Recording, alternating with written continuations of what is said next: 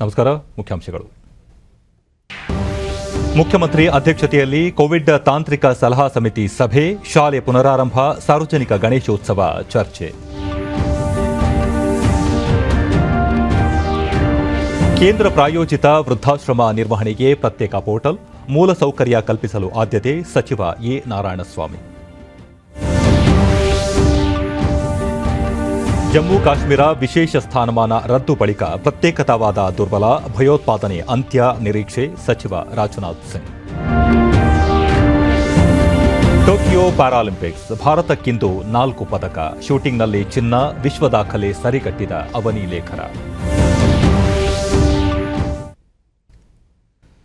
ವಾರ್ತೆಗಳ ವಿವರ. ಸಾರ್ವಜನಿಕ ಗಣೇಶೋತ್ಸವಕ್ಕೆ ಅನುಮತಿ ಮತ್ತು 1 ರಿಂದ 8ನೇ ತರಗತಿವರೆಗಿನ ಮಕ್ಕಳಿಗೂ ಭೌತಿಕ ತರಗತಿ ಆರಂಭಿಸುವ ಕುರಿತು ಮುಖ್ಯಮಂತ್ರಿ ಬಸವರಾಜ ಬೊಮ್ಮಾಯಿ ಅವರ ಅಧ್ಯಕ್ಷತೆಯಲ್ಲಿ ಇಂದು ಕೋವಿಡ್ ತಾಂತ್ರಿಕ ತಜ್ಞರ ಸಲಹಾ ಸಮಿತಿ ಸಭೆ ನಡೆಯುತ್ತಿದೆ. ಸಭೆಯಲ್ಲಿ ಸಚಿವರಾದ ಡಾ. K. Sudhakar, R. Ashoka, S. T. Somashekhar, B C Nagesh, ರಾಜ್ಯ ಸರ್ಕಾರದ ಮುಖ್ಯ ಕಾರ್ಯದರ್ಶಿ ರವಿಕುಮಾರ್, ವೈದ್ಯರಾದ ಡಾ. ಸಿಎನ್ ಮಂಜುನಾಥ್, ಡಾ. ದೇವಿ ಶೆಟ್ಟಿ, ಬಿಬಿಎಂಪಿ ಆಯುಕ್ತ ಗೌರವ್ ಗುಪ್ತಾ ಸೇರಿದಂತೆ ಮತ್ತಿತರರು ಉಪಸ್ಥಿತರಿದ್ದಾರೆ. ಈಗಾಗಲೇ 9 ರಿಂದ 12ನೇ ತರಗತಿ ಹಾಗೂ ಪದವಿ ಕಾಲೇಜುಗಳ ಭೌತಿಕ ತರಗತಿಗಳು ಕೋವಿಡ್ ಮಾರ್ಗಸೂಚಿ ಅನ್ವಯ ಆರಂಭಿಸಲಾಗಿದೆ. ಕೇರಳದಲ್ಲಿ ಕೋವಿಡ್ ಪ್ರಕರಣಗಳು ತೀವ್ರಗತಿಯಲ್ಲಿ ಏರಿಕೆಯಾಗುತ್ತಿರುವುದರಿಂದ ರಾಜ್ಯದಲ್ಲಿ ಕೈಗೊಳ್ಳಬೇಕಾಗಿರುವ ಕ್ರಮಗಳ ಬಗ್ಗೆ ಚರ್ಚಿಸುವ ಸಾಧ್ಯತೆ ಇದೆ.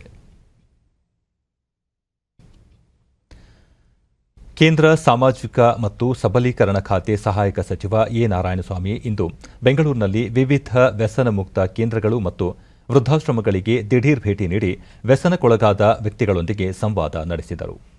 ನಾಗರಭಾವಿಯ ಶ್ರೀ ಸಾಯಿಬಾಬಾ ಟ್ರಸ್ಟ್ ಫೌಂಡೇಶನ್ಗೆ ಭೇಟಿ ನೀಡಿ ದಾಖಲೆಗಳನ್ನು ಪರಿಶೀಲಿಸಿ ಅಲ್ಲಿರುವ ಜನರೊಂದಿಗೆ ಮಾತುಕತೆ ನಡೆಸಿದರು. ಮದ್ಯ ಸೇವನೆ ಮತ್ತು ಧೂಮಪಾನವನ್ನು ತ್ಯಜಿಸಿ ಸತ್ಪ್ರಜೆಗಳಾಗಬೇಕೆಂದು ಸಚಿವರು ಕಿವಿಮಾತು ಹೇಳಿದರು.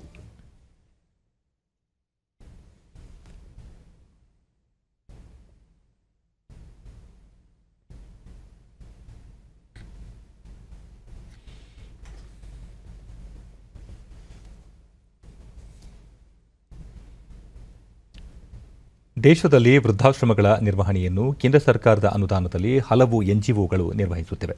ಆದರೆ ಈ ಹಂತದಲ್ಲಿ ವಿವಿಧ ರೀತಿಯಲ್ಲಿ ಪಾರದರ್ಶಕತೆ ಕಾಪಾಡಿಕೊಳ್ಳದೆ ಅನುದಾನ ದುರುಪಯೋಗವಾಗುತ್ತಿರುವುದು ಕಂಡುಬಂದಿದ್ದು, ನಿರ್ವಹಣೆಯಲ್ಲಿ ಪಾರದರ್ಶಕತೆ ತರಲು ನೂತನ ಪೋರ್ಟಲ್ ಆರಂಭಿಸಲಾಗಿದೆ. ಯಾವುದೇ ಎನ್ಜಿಒ ಈ ರೀತಿಯ ವೃದ್ಧಾಶ್ರಮ ಇತ್ಯಾದಿಗಳನ್ನು ತೆರೆಯುವುದು, ನಿರ್ವಹಿಸುವುದರ ಬಗ್ಗೆ ಪೋರ್ಟಲ್ನಲ್ಲಿ ಅರ್ಜಿ ಸಲ್ಲಿಸಿ ಕೇಂದ್ರದ ಅನುಮತಿ ಪಡೆಯುವುದು ಅಗತ್ಯ. ಆನ್ಲೈನ್ ಹಾಜರಾತಿ ವ್ಯವಸ್ಥೆಯನ್ನು ವೃದ್ಧಾಶ್ರಮಗಳಲ್ಲಿ ಮಾಡಲಾಗಿದೆ ಎಂದರು. ಕೇಂದ್ರ ಪ್ರಾಯೋಜಿತ ಯೋಜನೆಗಳ ಬಗ್ಗೆ ಕಡ್ಡಾಯವಾಗಿ ಮಾಹಿತಿ ಪ್ರದರ್ಶಿಸುವುದು ಅಗತ್ಯ. ಸುಸಜ್ಜಿತವಾದ ವ್ಯವಸ್ಥೆಯನ್ನು ಕಲ್ಪಿಸುವುದಕ್ಕೆ ಆದ್ಯತೆ ನೀಡಿದ್ದು, ವೃದ್ಧಾಶ್ರಮಗಳು ಹಾಗೂ ವ್ಯಸನ ಮುಕ್ತ ಕೇಂದ್ರಗಳು ಮುಖ್ಯವಾಹಿನಿಯಲ್ಲಿ ಕಾರ್ಯನಿರ್ವಹಿಸಲು ಅಗತ್ಯ ಕ್ರಮ ಕೈಗೊಳ್ಳಲಾಗಿದೆ ಎಂದರು. ಯಾರು ಕೇಂದ್ರ ಸರ್ಕಾರದಲ್ಲಿ ನೋಂದಣಿ ಮಾಡಿಕೊಂಡಿರ್ತಾರೆ, ಪ್ರತಿ 15-20 ಬೆನಿಫಿಷರೀಸ್ಗೆ 24 ಲಕ್ಷದವರೆಗೂ ಕೊಡ್ತಾರೆ. ಬಳಿಕ ಅವರು ಜಾಲಹಳ್ಳಿಯ ಅಲ್ಮಿಕೋ ಆಕ್ಸಲರಿ ಪ್ರೊಡಕ್ಷನ್ ಕೇಂದ್ರಕ್ಕೆ ಭೇಟಿ ನೀಡಿ ಫಲಾನುಭವಿಗಳಿಗೆ ಶ್ರವಣ ಸಾಧನ, ಗಾಲಿ ಕುರ್ಚಿಗಳನ್ನು ವಿತರಿಸಿದರು. ಅಲ್ಮಿಕೋ ಕೇಂದ್ರದ ಆವರಣದಲ್ಲಿ ಸಚಿವರು ಸಸಿ ನೆಟ್ಟರು. ಮುಖ್ಯಮಂತ್ರಿ ಬಸವರಾಜ ಬೊಮ್ಮಾಯಿ ಅವರ ಅಧ್ಯಕ್ಷತೆಯಲ್ಲಿ ಇಂದು ವಿಧಾನಸೌಧದಲ್ಲಿ ದೌರ್ಜನ್ಯ ಪ್ರತಿಬಂಧ ಅಧಿನಿಯಮ 1989 ಮತ್ತು ನಿಯಮಗಳನ್ನು 1995ರಡಿ ರಾಜ್ಯಮಟ್ಟದ ಜಾಗೃತ ಮತ್ತು ಉಸ್ತುವಾರಿ ಸಮಿತಿ ಸಭೆ ನಡೆಯಿತು. ಸಚಿವರಾದ ಕೋಟಾ ಶ್ರೀನಿವಾಸ ಪೂಜಾರಿ, ಬಿ. ಶ್ರೀರಾಮುಲು, ಜೆಸಿ ಮಾಧುಸ್ವಾಮಿ, ಸಮಿತಿ ಸದಸ್ಯರುಗಳಾದ ಸಂಸದರು, ಶಾಸಕರು ಮತ್ತು ಸರ್ಕಾರದ ಮುಖ್ಯ ಕಾರ್ಯದರ್ಶಿ ಪಿ. ರವಿಕುಮಾರ್ ಮತ್ತು ಸರ್ಕಾರದ ಹಿರಿಯ ಅಧಿಕಾರಿಗಳು ಉಪಸ್ಥಿತರಿದ್ದರು. ಬಳಿಕ ಸುದ್ದಿಗಾರರೊಂದಿಗೆ ಮುಖ್ಯಮಂತ್ರಿ ಬಸವರಾಜ ಬೊಮ್ಮಾಯಿ ಪರಿಶಿಷ್ಟ ಜಾತಿ ಮತ್ತು ಪರಿಶಿಷ್ಟ ಪಂಗಡದವರ ಮೇಲಿನ ದೌರ್ಜನ್ಯಕ್ಕೆ ಸಂಬಂಧಿಸಿದಂತೆ ನ್ಯಾಯಾಲಯದಲ್ಲಿ ಬಾಕಿ ಇರುವ ಪ್ರಕರಣಗಳನ್ನು ಶೀಘ್ರ ಇತ್ಯರ್ಥಪಡಿಸಲು ಕ್ರಮ ಕೈಗೊಳ್ಳುವಂತೆ ಹಿರಿಯ ಅಧಿಕಾರಿಗಳಿಗೆ ಸೂಚಿಸಿದ್ದೇನೆ ಎಂದರು. ದೌರ್ಜನ್ಯ ಪ್ರಕರಣಗಳ ದೂರುದಾರರು ಮತ್ತು ಸಾಕ್ಷಿದಾರರ ರಕ್ಷಣೆಗೆ ಒತ್ತು ನೀಡಬೇಕು. ಸೂಕ್ಷ್ಮ ಪ್ರಕರಣಗಳಲ್ಲಿ ದೂರುದಾರರು ಮತ್ತು ಸಾಕ್ಷಿದಾರರನ್ನು ಪೊಲೀಸರೇ ಕರೆದೊಯ್ಯುವಂತೆ ನಿರ್ದೇಶನ ನೀಡಲಾಗಿದೆ. ಜೊತೆಗೆ ಈ ಪ್ರಕರಣಗಳ ಸಂಪೂರ್ಣ ಮೇಲುಸ್ತುವಾರಿಗೆ ಹೆಚ್ಚುವರಿ ಅಡ್ವೊಕೇಟ್ ಜನರಲ್ ಅವರನ್ನು ನೇಮಕ ಮಾಡಲು ಕ್ರಮ ಕೈಗೊಳ್ಳಲಾಗಿದೆ ಎಂದು ಮಾಹಿತಿ ನೀಡಿದರು. ರಾಜ್ಯದ ಉನ್ನತ ಶಿಕ್ಷಣ ಇಲಾಖೆ, ಮಂಗಳೂರು ವಿಶ್ವವಿದ್ಯಾಲಯ ಮತ್ತು ಕರ್ನಾಟಕ ರಾಜ್ಯ ಉನ್ನತ ಶಿಕ್ಷಣ ಪರಿಷತ್ ಜಂಟಿಯಾಗಿ ಮಂಗಳೂರಿನಲ್ಲಿ ಇಂದು ರಾಷ್ಟ್ರೀಯ ಶಿಕ್ಷಣ ನೀತಿ 2020 ಕುರಿತು ಕಾರ್ಯಾಗಾರ ಹಮ್ಮಿಕೊಂಡಿತ್ತು. ಈ ಸಂದರ್ಭದಲ್ಲಿ ಉನ್ನತ ಶಿಕ್ಷಣ ಸಚಿವ ಡಾ ಸಿಎನ್ ಅಶ್ವತ್ಥನಾರಾಯಣ, ಮಂಗಳೂರು ವಿಶ್ವವಿದ್ಯಾಲಯದ ಕುಲಪತಿ ಪ್ರೊಫೆಸರ್ ಪಿ ಸುಬ್ರಹ್ಮಣ್ಯ, ಯಡಪ್ಪಾಡಿ ತಾಯ ಸೇರಿದಂತೆ ಜನಪ್ರತಿನಿಧಿಗಳು ಹಾಗೂ ವಿವಿಧ ವಿಷಯ ತಜ್ಞರು ಭಾಗಿಯಾಗಿದ್ದರು.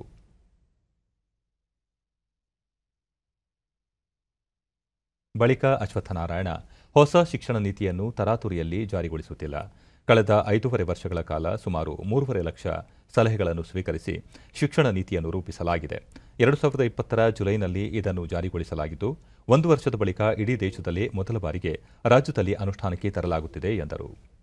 ಮೌಲ್ಯಮಾಪನ ವ್ಯವಸ್ಥೆಯನ್ನು ಬದಲಾವಣೆ ಮಾಡಲಾಗುತ್ತಿದ್ದು, ಅದಕ್ಕೆ ಪೂರಕವಾಗಿ ಕಲಿಕಾ ವ್ಯವಸ್ಥೆಯಲ್ಲಿ ಬದಲಾವಣೆ ತರಲಾಗುತ್ತಿದೆ ಎಂದರು. ಲಸಿಕೆ ಪಡೆದಿರುವ ವಿದ್ಯಾರ್ಥಿಗಳು ಹಾಗೂ ಬೋಧಕರು ಭೌತಿಕ ತರಗತಿಗಳಿಗೆ ಹಾಜರಾಗಲು ಅವಕಾಶವಿದ್ದು, ಈಗಾಗಲೇ 86% ವಿದ್ಯಾರ್ಥಿಗಳಿಗೆ ಲಸಿಕೆ ನೀಡಲಾಗಿದೆ ಎಂದರು. ಗ್ರಾಮೀಣಾಭಿವೃದ್ಧಿ ಮತ್ತು ಪಂಚಾಯತ್ ರಾಜ್ ಇಲಾಖೆ ಸೇರಿದಂತೆ ವಿವಿಧ ಇಲಾಖೆಗಳ ಸಹಯೋಗದಲ್ಲಿ ಜಿಲ್ಲಾ ಪಂಚಾಯತ್ ಕಾರ್ಯನಿರ್ವಹಣಾಧಿಕಾರಿಗಳ 2 ದಿನಗಳ ಕಾರ್ಯಾಗಾರಕ್ಕೆ ಸಚಿವ ಕೆಎಸ್ ಈಶ್ವರಪ್ಪ ಬೆಳಗಾವಿಯ ಸುವರ್ಣಸೌಧದಲ್ಲಿ ಇಂದು ಚಾಲನೆ ನೀಡಿದರು. ಇದೇ ವೇಳೆ ಬೆಳಗಾವಿ ಜಿಲ್ಲೆಯ ಕೆರೆಗಳ ಅಭಿವೃದ್ಧಿ ಕುರಿತ ಕೈಪಿಡಿಯನ್ನು ಬಿಡುಗಡೆಗೊಳಿಸಲಾಯಿತು. ಗ್ರಾಮೀಣಾಭಿವೃದ್ಧಿ ಇಲಾಖೆ ಪ್ರಧಾನ ಕಾರ್ಯದರ್ಶಿ ಎಲ್ಕೆ ಅತೀಕ್, ಆಯುಕ್ತ ಡಾ ಆರ್ ವಿಶಾಲ್ ಮತ್ತಿತರರು ಭಾಗವಹಿಸಿದ್ದರು. ಬಳಿಕ ಕೆಎಸ್ ಈಶ್ವರಪ್ಪ ಸ್ವಾತಂತ್ರ್ಯ ಅಮೃತ ಮಹೋತ್ಸವದ ಹಿನ್ನೆಲೆಯಲ್ಲಿ ರಾಜ್ಯದ 750 ಗ್ರಾಮ ಪಂಚಾಯಿತಿಗಳನ್ನು ಅಭಿವೃದ್ಧಿಪಡಿಸುವ ಅಮೃತ ಪಂಚಾಯಿತಿ ಯೋಜನೆ ಘೋಷಿಸಲಾಗಿದೆ. ಯೋಜನೆ ಅಡಿ ಪ್ರತಿ ಪಂಚಾಯಿತಿಗೂ ತಲಾ 25 ಲಕ್ಷ ರೂಪಾಯಿ ಅನುದಾನ ಒದಗಿಸಲು ನಿರ್ಧರಿಸಲಾಗಿದೆ. ಅಧಿಕಾರಿಗಳು ಪರಸ್ಪರ ಸಹಕಾರದೊಂದಿಗೆ ಮುಂದಿನ ಮಾರ್ಚ್ ಒಳಗೆ ಹಣವನ್ನು ಅಭಿವೃದ್ಧಿ ಯೋಜನೆಗಳಿಗೆ ಬಳಕೆ ಮಾಡಬೇಕು ಎಂದು ಸೂಚಿಸಿದರು.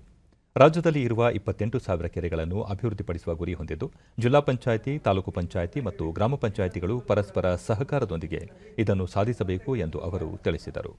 ಏನೇನು ಕಾಮಗಾರಿಗಳು ತಗೋಬೇಕು ಅನ್ನೋದನ್ನ ನಾವು ಯೋಚನೆ ಮಾಡೋಣ. 750 ಗ್ರಾಮ ಪಂಚಾಯಿತಿ ಈ ಒಂದು ಮಾರ್ಚ್ ಒಳಗಡೆನೆ ಮುಗಿಸಬೇಕು. ಮತ್ತೆ ಮುಂದಿನ ಬಜೆಟ್ ನಲ್ಲೂ ಕೂಡ ಇನ್ನೂ ಎಷ್ಟು ಗ್ರಾಮ ಪಂಚಾಯತ್ ತಗೋಬೇಕು ಮತ್ತೆ ಎಷ್ಟು ಹೆಚ್ಚಿನ ಹಣವನ್ನ ಆ ದಿಕ್ಕಿನಲ್ಲಿ ಬಳಸಬೇಕು ಅನ್ನೋದ್ರ ಬಗ್ಗೆನೂ ಕೂಡ ನಾವು ನಿಮ್ಮ ಗಮನಕ್ಕೆ. ಸ್ವಾತಂತ್ರ್ಯ ಅಮೃತ ಮಹೋತ್ಸವದಲ್ಲಿ ದೇಶದ ತಾಯಂದಿರು ಮತ್ತು ಮಕ್ಕಳ ಸುರಕ್ಷತೆಗೆ ಪ್ರಧಾನಿ ನರೇಂದ್ರ ಮೋದಿ ಅವರು ಹೆಚ್ಚಿನ ಆದ್ಯತೆ ನೀಡಿದ್ದಾರೆ ಎಂದು ಕೇಂದ್ರ ಗೃಹ ಸಚಿವ ಅಮಿತ್ ಶಾ ಹೇಳಿದ್ದಾರೆ. ಗುಜರಾತ್ನ ಗಾಂಧಿನಗರದಲ್ಲಿ ಇಂದು ಗರ್ಭಿಣಿಯರಿಗೆ ಪೌಷ್ಟಿಕಾಂಶ ಆಹಾರ ಪದಾರ್ಥ ವಿತರಣೆ ಕಾರ್ಯಕ್ರಮದಲ್ಲಿ ಪಾಲ್ಗೊಂಡು ಮಾತನಾಡಿದ ಅವರು, ಗರ್ಭಿಣಿಯರು ಸೇರಿದಂತೆ ಮಹಿಳೆಯರ ಆರೋಗ್ಯ ಮತ್ತು ಸುರಕ್ಷತೆಗೆ ಸರ್ಕಾರ ಹಲವು ಯೋಜನೆಗಳನ್ನು ಜಾರಿಗೊಳಿಸಿದೆ ಎಂದರು.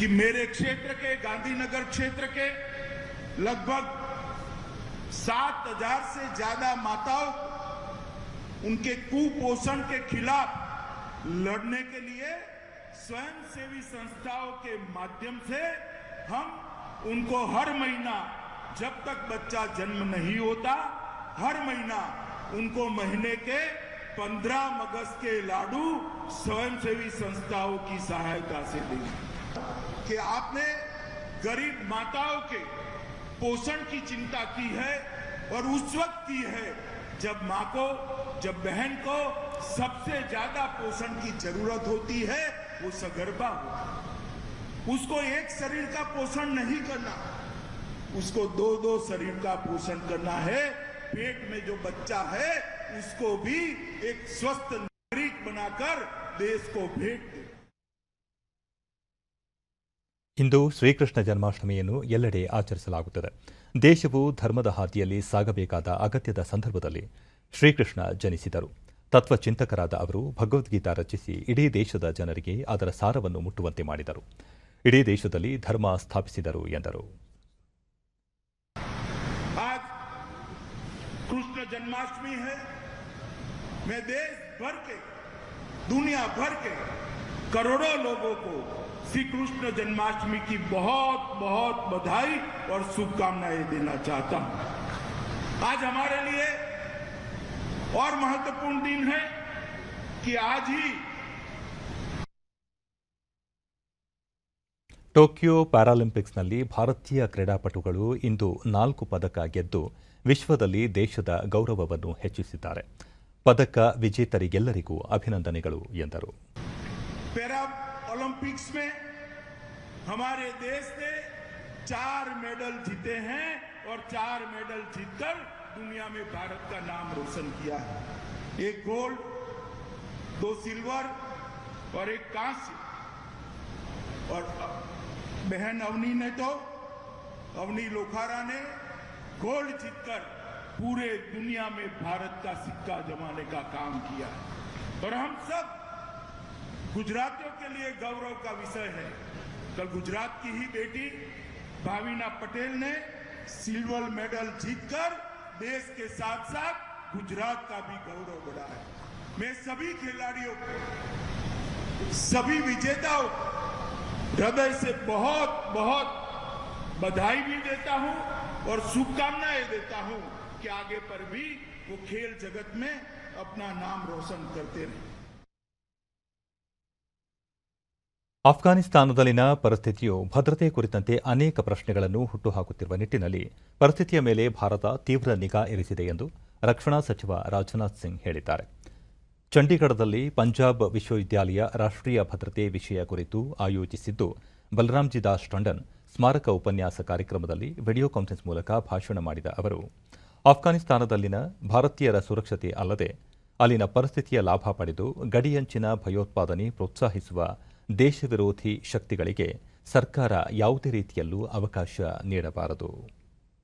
बड़ी आतंकवादी घटना उन्होंने नहीं होने दी कि राष्ट्रीय सुरक्षा की दृष्टि से आतंकवाद इस देश के सामने सबसे बड़ी चुनौती है। उन्होंने हमेशा लोकतंत्र और संवैधानिक मर्यादाओं का आजीवन निर्वाह किया।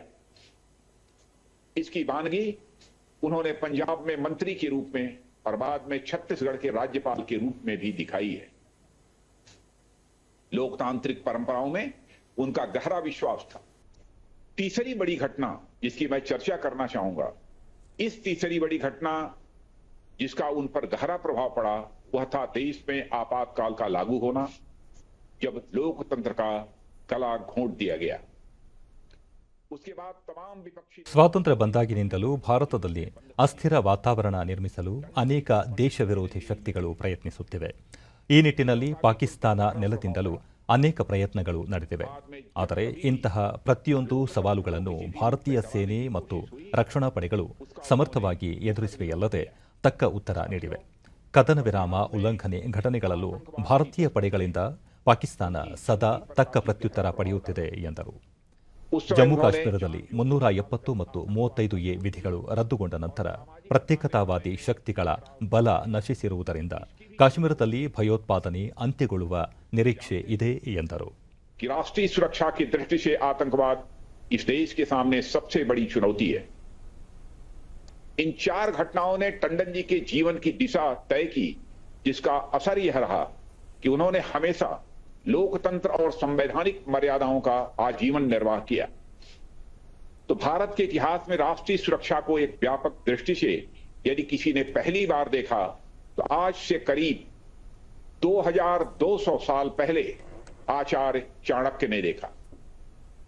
राष्ट्रीय सुरक्षा को लेकर जिस तरह के विचार उन्होंने अपनी पुस्तक अर्थशास्त्र में रखे हैं वे आज भी उतने ही महत्वपूर्ण हैं जितने कि चाणक्य और चंद्रगुप्त मौर्य के समय में रहे हैं। ಕೋವಿಡ್ ಸೋಂಕಿನ ನಡುವೆ ಮಾರುಕಟ್ಟೆಗೆ ತೆರಳಲು ಸಾಧ್ಯವಾಗದವರಿಗೆ ಮನೆಯ ಬಾಗಿಲಿಗೆ ಹಣ್ಣು ತರಕಾರಿ ಒದಗಿಸುವ ನೂತನ ಯೋಜನೆಗೆ ತೋಟಗಾರಿಕಾ ಸಚಿವ ಮುನಿರತ್ನ ಬೆಂಗಳೂರಿನ ಲಾಲ್ಬಾಗ್ನಲ್ಲಿಂದು ಚಾಲನೆ ನೀಡಿದರು. ಹಾಪ್ಕಾಮ್ಸ್ನ ವ್ಯವಸ್ಥಾಪಕ ನಿರ್ದೇಶಕ ಮಿರ್ಜಿ ಉಮೇಶ್ ಶಂಕರ್, ಅಧ್ಯಕ್ಷ ಎನ್ ದೇವರಾಜ್, ನಿರ್ದೇಶಕ ನಾರಾಯಣಪ್ಪ ಮತ್ತಿತರರು ಉಪಸ್ಥಿತರಿದ್ದರು. ಗ್ರಾಹಕರು ಮೊಬೈಲ್ ಮೂಲಕ ತಮಗೆ ಅವಶ್ಯವಿರುವ ಹಣ್ಣು ತರಕಾರಿಯನ್ನು ಆಯ್ಕೆ ಮಾಡಿ ತರಿಸಿಕೊಳ್ಳಬಹುದಾಗಿದ್ದು, ಗುಣಮಟ್ಟದ ಹಣ್ಣು ಮತ್ತು ತರಕಾರಿ ರೈತರಿಂದ ನೇರವಾಗಿ ಗ್ರಾಹಕರಿಗೆ ಲಭ್ಯವಾಗಲಿದೆ. ಬಳಿಕ ಸಚಿವ ಮುನಿರತ್ನ ಬಿಬಿಎಂಪಿ ವ್ಯಾಪ್ತಿಯ ದಕ್ಷಿಣ ವಲಯದ ಗ್ರಾಹಕರ ಮನೆ ಬಾಗಿಲಿಗೆ ಆನ್ಲೈನ್ ಮಾರುಕಟ್ಟೆ ಮೂಲಕ ಒದಗಿಸಲು 3 ತಿಂಗಳ ಪ್ರಾಯೋಗಿಕ ಯೋಜನೆ ಪ್ರಾರಂಭಿಸಲಾಗಿದೆ. ಯೋಜನೆಯ ಸಾಧಕ ಬಾಧಕ ಗಮನಿಸಿ ಮುಂದಿನ ದಿನಗಳಲ್ಲಿ ಬೆಂಗಳೂರಿನ ಎಲ್ಲಾ ವಲಯಗಳಿಗೂ ವಿಸ್ತರಿಸಲಾಗುವುದು. ಗ್ರಾಹಕರು ಈ ಯೋಜನೆಯ ಪ್ರಯೋಜನ ಪಡೆದುಕೊಳ್ಳಬಹುದು ಎಂದು ತಿಳಿಸಿದರು.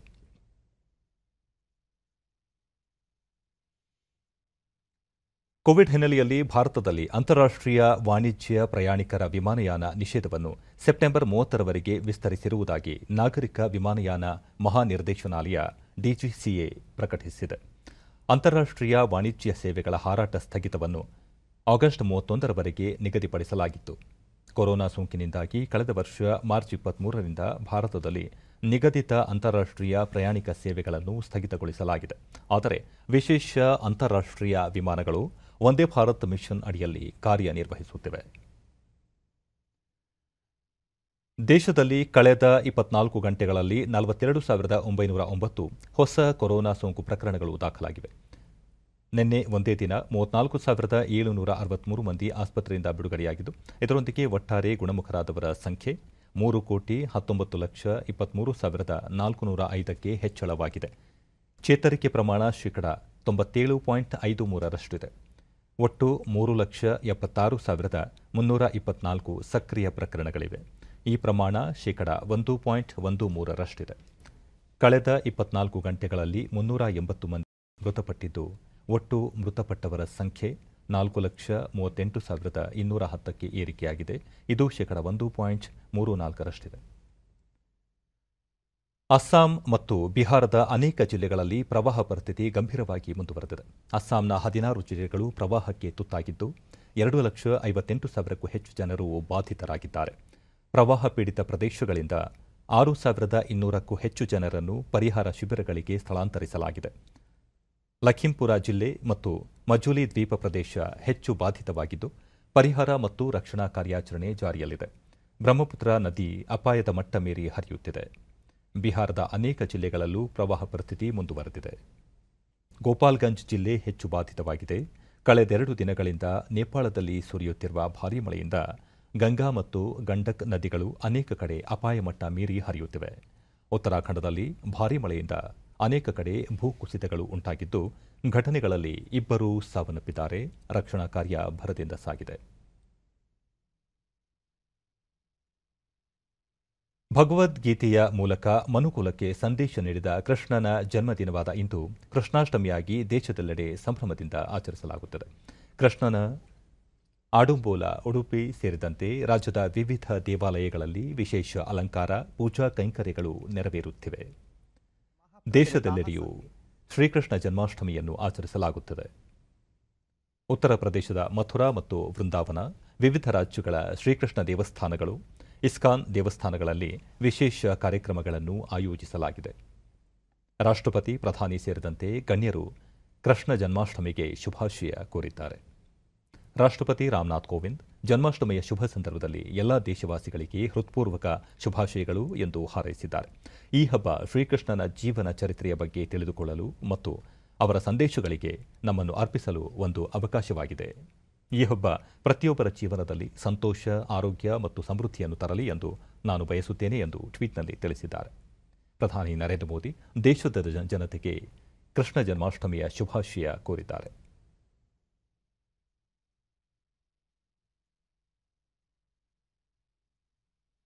ಮುಖ್ಯಮಂತ್ರಿ ಬಸವರಾಜ ಬೊಮ್ಮಾಯಿ ನಾಡಿನ ಸಮಸ್ತ ಜನತೆಗೆ ಶ್ರೀಕೃಷ್ಣ ಜನ್ಮಾಷ್ಟಮಿಯ ಹಾರ್ದಿಕ ಶುಭಾಶಯಗಳು. ಶ್ರೀಕೃಷ್ಣ ನಾಡಿಗೆ ಎದುರಾಗಿರುವ ಎಲ್ಲ ದುರಿತಗಳನ್ನು ದೂರ ಮಾಡಲಿ, ಎಲ್ಲರಿಗೂ ಸುಖ, ಸಮೃದ್ಧಿ, ಆರೋಗ್ಯಗಳನ್ನು ಕರುಣಿಸಲಿ. ದೇವೋತ್ತಮನಾದ ಆ ಪಾರ್ಥ ಸಾರಥಿಯು ನಮ್ಮೆಲ್ಲರನ್ನು ಸನ್ಮಾರ್ಗದಲ್ಲಿ ನಡೆಸಲಿ ಎಂದು ಪ್ರಾರ್ಥಿಸುವುದಾಗಿ ತಿಳಿಸಿದ್ದಾರೆ. ಟೋಕಿಯೋ ಪ್ಯಾರಾಲಿಂಪಿಕ್ಸ್ನಲ್ಲಿ ಭಾರತಕ್ಕೆ ಇಂದು ಮತ್ತೊಂದು ಸುವರ್ಣ ಪದಕ ದೊರೆತಿದೆ. ಜಾವೆಲಿನ್ ಥ್ರೋ ಸ್ಪರ್ಧೆಯಲ್ಲಿ ಸುಮಿತ್ ಅಂತಿಲ್ಗೆ ಚಿನ್ನದ ಪದಕ ಲಭಿಸಿದೆ. ಅವರು 68.55 ಮೀಟರ್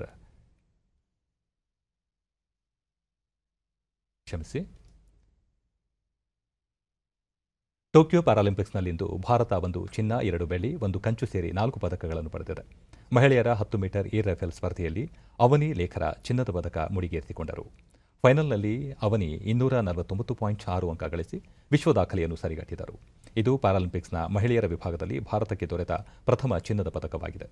ಪುರುಷರ ಜಾವೆಲಿನ್ ಥ್ರೋ ಸ್ಪರ್ಧೆಯಲ್ಲಿ ದೇವೇಂದ್ರ ಜಜಾರಿಯಾ 64.35 ಮೀಟರ್ ದೂರ ಜಾವೆಲಿನ್ ಎಸೆದು ಬೆಳ್ಳಿ ಪದಕ ತಮ್ಮದಾಗಿಸಿಕೊಂಡರು. ಇದೇ ವಿಭಾಗದಲ್ಲಿ ಸುಂದರ್ ಸಿಂಗ್ ಗುರ್ಜಾರ್ ಕಂಚಿನ ಪದಕ ಗಳಿಸಿದರು. ಪುರುಷರ ಡಿಸ್ಕಸ್ ಥ್ರೋನಲ್ಲಿ ಯೋಗೇಶ್ ಕಾತುನಿಯಾ ಬೆಳ್ಳಿ ಪದಕ ಗೆದ್ದುಕೊಂಡರು. 44.38 ಮೀಟರ್ ದೂರದ ಡಿಸ್ಕಸ್ ಎಸೆಯುವ ಮೂಲಕ ಬೆಳ್ಳಿ ಪದಕ ಪಡೆಯುವಲ್ಲಿ ಅವರು ಯಶಸ್ವಿಯಾದರು.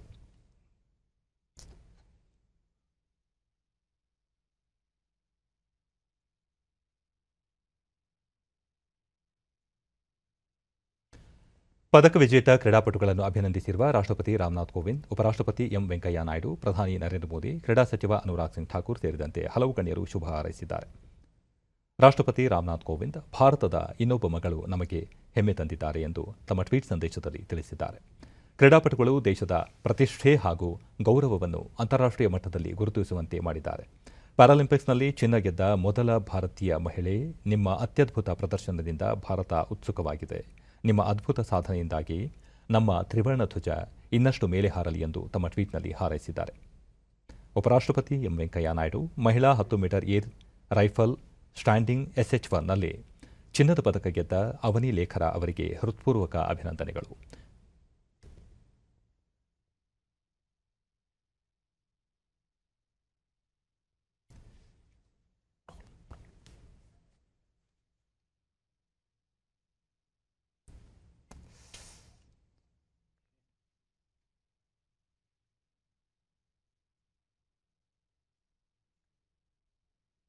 ಇದೀಗ ಬಂದ ಸುದ್ದಿ. ಟೋಕಿಯೋ ಪ್ಯಾರಾಲಿಂಪಿಕ್ಸ್ನಲ್ಲಿ ಭಾರತಕ್ಕೆ ಇಂದು ಮತ್ತೊಂದು ಸುವರ್ಣ ಪದಕ ದೊರೆತಿದೆ. ಜಾವೆಲಿನ್ ಥ್ರೋ ಸ್ಪರ್ಧೆಯಲ್ಲಿ ಸುಮಿತ್ ಅಂತಿಲ್ಗೆ ಚಿನ್ನದ ಪದಕ ಲಭಿಸಿದೆ.